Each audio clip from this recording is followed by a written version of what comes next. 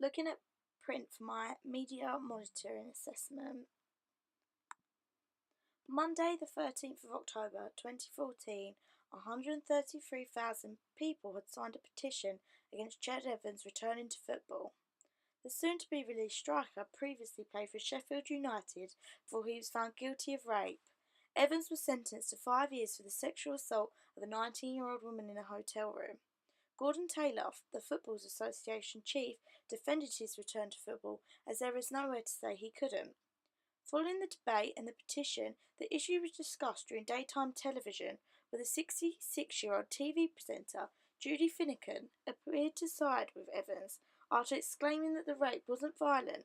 This catapulted the story onto another level. On an early Monday morning, like everyone else flicking through the metro on their commute, I spotted the short 300-word piece on Ched Evans' return to football.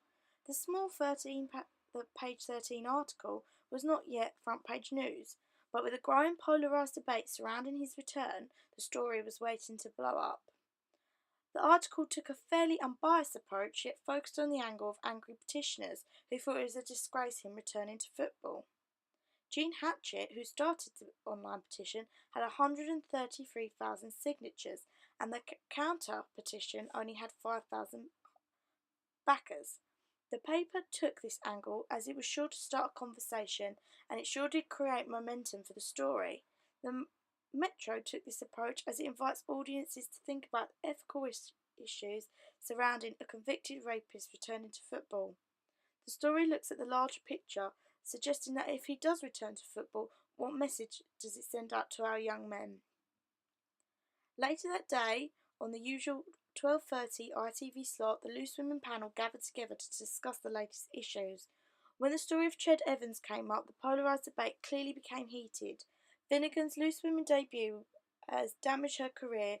She claimed that the rape wasn't violent and he didn't cause any bodily harm.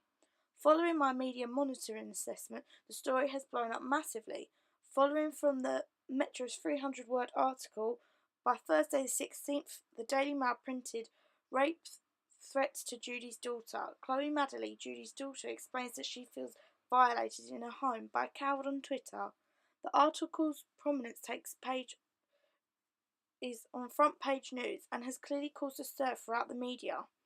The Mail take an impartial approach but look at it from the story from Madeline's point of view as she wrote it herself. The article is positioned to feel sorry for her and appears very defensive of her mother. The front page used a picture of Finnegan and her daughter attracting attention, positioning you to feel sorry for them both after the abuse they have suffered online. The development of the story has definitely progressed within the Mail and now has much more depth. Looking at the development of the story, it has definitely grown from Monday to Thursday. This shows how the news cycle can quickly change and how social networking has a big role to play, but also how social networking, print, broadcast and online news will work together.